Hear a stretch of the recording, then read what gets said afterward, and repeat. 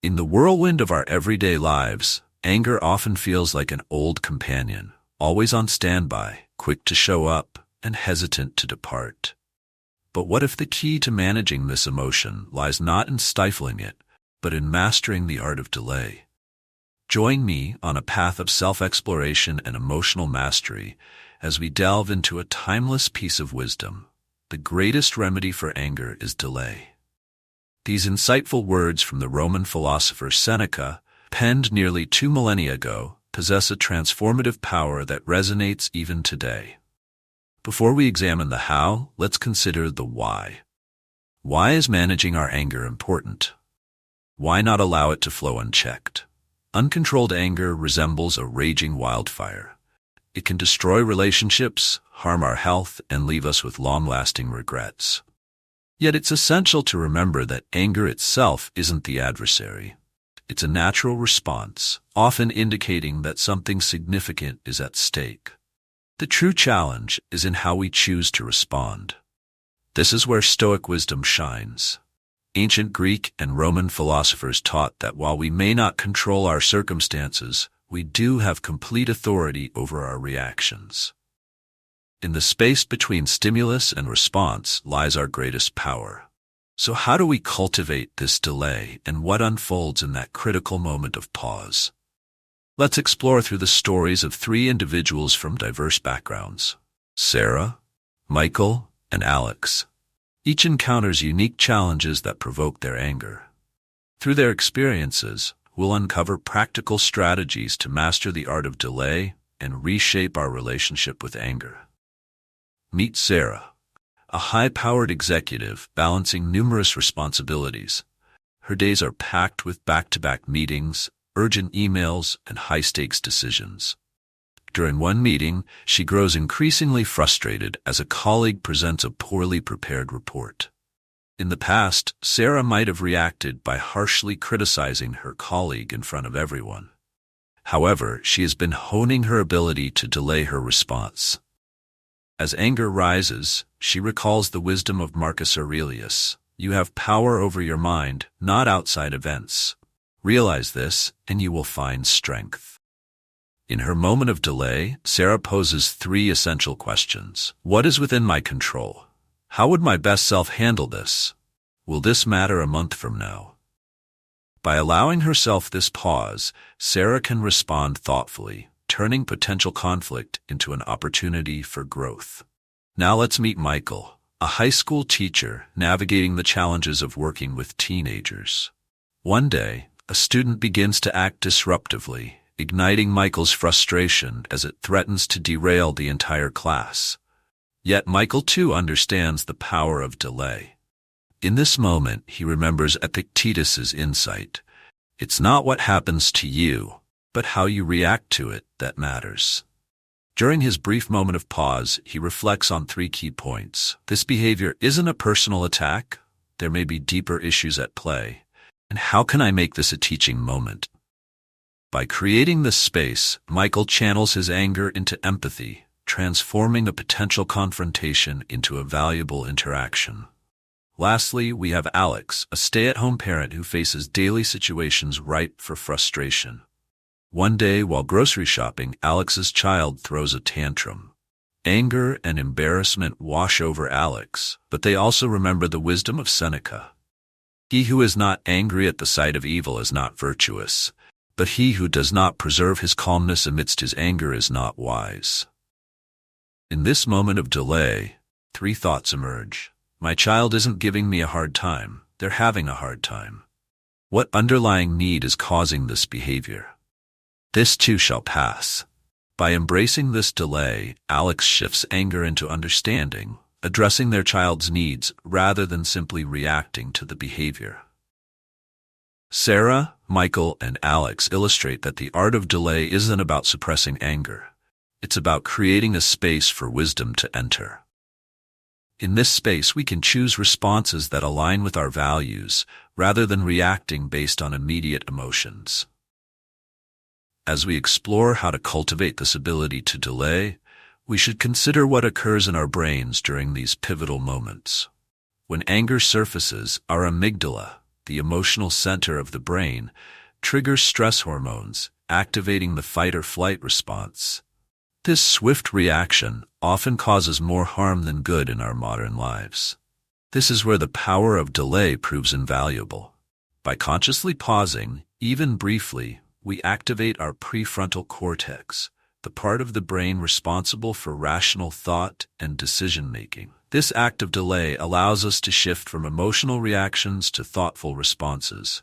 How can we build this habit of delay? Like any skill, it demands practice and patience. Here are some practical techniques to incorporate into your daily life. 1. The 5 and 55 rule. When you feel anger rising, ask yourself if this will matter in 5 minutes, 5 months, or 5 years. This simple exercise often reveals that our anger is disproportionate to the situation. 2. Inhale for 4 counts, hold for 4, exhale for 4, and hold again for 4.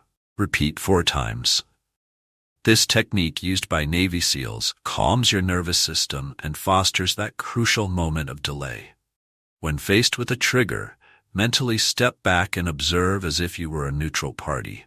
Ask yourself, what would a wise person do in this scenario? This creates emotional distance, allowing for a more rational response. 4. Reframing. During your delay, try to see the situation as a challenge or opportunity for growth, rather than a threat or attack.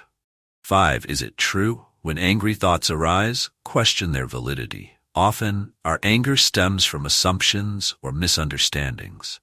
This inquiry helps pause and reassess. Remember, the goal isn't to eliminate anger. It's a natural, sometimes beneficial emotion. The aim is to create space between the trigger and our response, enabling us to choose our actions wisely. Let's return to our 3 friends, Sarah, Michael, and Alex, to see how they implement these techniques in their daily lives. Sarah has integrated the 5 and 55 rule into her mental toolkit.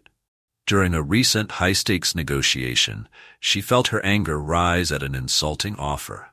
Instead of reacting, she quickly considered the 5 and 55 questions. Recognizing that this situation wouldn't matter much in 5 months or 5 years, allowed her to respond calmly and continue the negotiation productively, ultimately reaching a mutually beneficial agreement.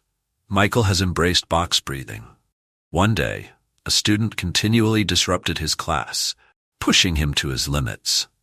Feeling his anger swell, he excused himself to the hallway and practiced 4 cycles of box breathing. This brief moment of focused breathing granted him clarity, allowing him to return to class calm and centered. He addressed the student's behavior firmly yet compassionately, turning a potential explosion into a teachable moment. Alex has adopted the Stoic pause. One challenging day, when everything seemed to go wrong, Alex's child spilled juice on a freshly cleaned floor. In the past, this might have been the breaking point. Instead, Alex took a moment to reflect and asked, what would a wise parent do? This shift in perspective helped him see the spill not as a deliberate act, but as part of normal childhood development. Rather than reacting with anger, Alex turned the cleanup into a game, teaching responsibility while maintaining a positive atmosphere. These real-life applications show us that the art of delaying anger is not merely a philosophical concept, but a practical tool we can wield daily. But what happens when anger feels too overwhelming or justified to delay? This is where we must dig deeper into the roots of our anger. Often, it isn't solely about the immediate trigger, but rather deeper unmet needs or fears. During your pause, consider, what truly bothers me here?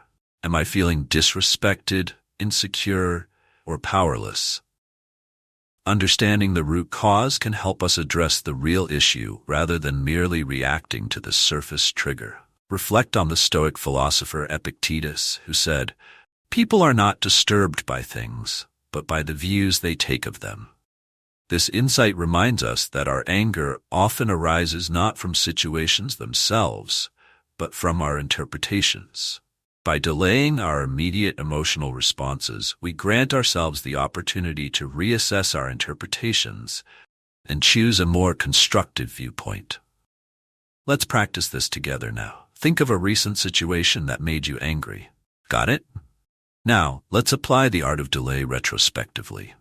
1. Take a deep breath and create some mental distance from the event. 2. Reflect on what interpretation led to your anger. 3. Consider if there's another perspective that wouldn't trigger anger. 4. Identify any unmet needs you experienced. 5. If you could revisit that moment, how might you respond differently? This exercise isn't about criticizing your initial reaction. It's about training your mind to establish that crucial delay in future situations, giving you the space to choose your response. Finally, let's address a common misconception. Delaying anger doesn't mean being a pushover. In fact, it empowers us to address issues more effectively and assert ourselves more powerfully. Responding with calm clarity rather than reactive anger makes our words more impactful and our actions more significant. Marcus Aurelius said, "The nearer a man comes to a calm mind, the closer he is to strength." This strength enables us to uphold our principles without being swayed by anger, allowing us to say no firmly yet respectfully, set boundaries without burning bridges, and address conflicts constructively. Let's see how Sarah, Michael, and Alex apply this strength. Recently, Sarah needed to confront a team member about consistently missing deadlines. In the past, her frustration might have led to an explosive outburst that would damage their working relationship. Instead, Sarah employed the Stoic pause to gather her thoughts. She engaged in a calm, focused conversation with her team member, clearly communicating the impact of missed deadlines and collaborating to find solutions. Her calm strength led to a productive dialogue and improved performance instead of defensiveness and resentment. Michael encountered a challenging parent upset about their child's grade. Instead of reacting defensively, he employed the "is it true" technique to assess his assumptions about the parent's motivations. He recognized that the parent's anger likely stemmed from genuine concern for their child's future. With this understanding, Michael was able to engage in a constructive dialogue, clearly explaining the grading process while also discussing strategies for improvement. His calm and empathetic demeanor transformed a potential confrontation into a collaborative effort to support the student. Meanwhile, Alex faced a neighbor whose dog frequently barked, disrupting his child's nap time. Rather than angrily confronting the neighbor, Alex reframed the situation as an opportunity to strengthen community ties. Once he calmed down, he approached the neighbor, explained the issue, and suggested they work together for a solution. This led to a friendly discussion where they discovered the dog was barking due to separation anxiety, allowing them to brainstorm ideas to help the dog and maintain peace in the neighborhood. In each of these scenarios, delaying an initial angry reaction led to more effective resolutions. This is the essence of the power of delay. It not only helps us sidestep the negative repercussions of anger, but also opens up avenues for positive outcomes that anger would otherwise hinder. But what about instances when delay feels impossible? When anger rises so quickly and intensely that we react instinctively? This is where the practice of mindfulness becomes invaluable. Regular mindfulness can enhance our awareness of emotions, making it easier to detect anger early before it overwhelms us. Try this simple exercise. Several times a day, take a moment to check in with yourself. What emotions are you experiencing? Where do you feel them in your body? Are your shoulders tense? Is your jaw clenched? By consistently tuning into your emotional state, you'll become adept at recognizing early signs of anger, granting you more chances to apply the art of delay. Remember, mastering the art of delay is a journey, not a destination. There will be moments of success in pausing before reacting, and times when anger gets the best of you.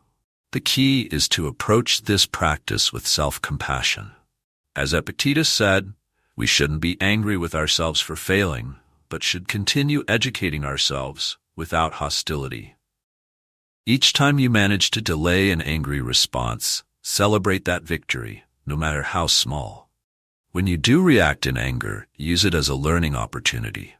Reflect on what triggered it, how it felt in your body, and what you might do differently next time.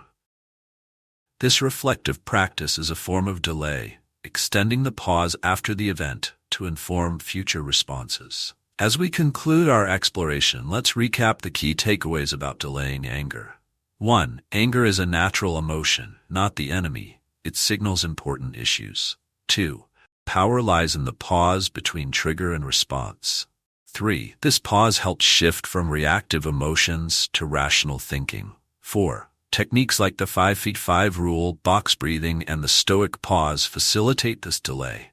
5. Delaying anger isn't about suppression. It's about making wise choices. 6. Regular mindfulness practice aids in catching anger early, creating more opportunities for delay. 7. Mastering the art of delay is an ongoing practice that requires patience and self-compassion. As you move forward, view each instance of anger as a chance to practice delay. Start small. Even a few seconds can create a significant difference. Over time, these small delays can lengthen, granting you more space to choose your responses wisely. Remember Seneca's words, "The greatest remedy for anger is delay."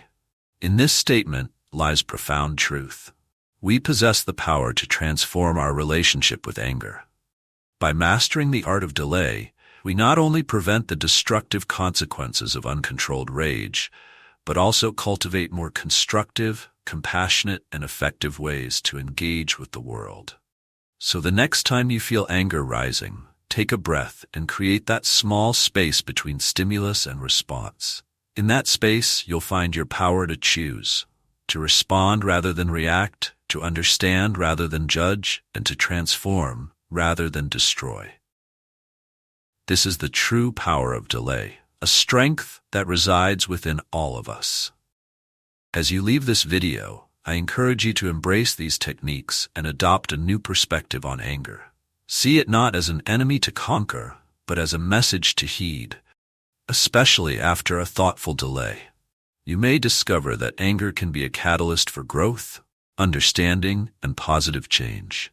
The journey of mastering anger through delay is a lifelong one, leading to greater peace, stronger relationships, and deeper self-awareness. As we wrap up, let's reflect on how far we've come.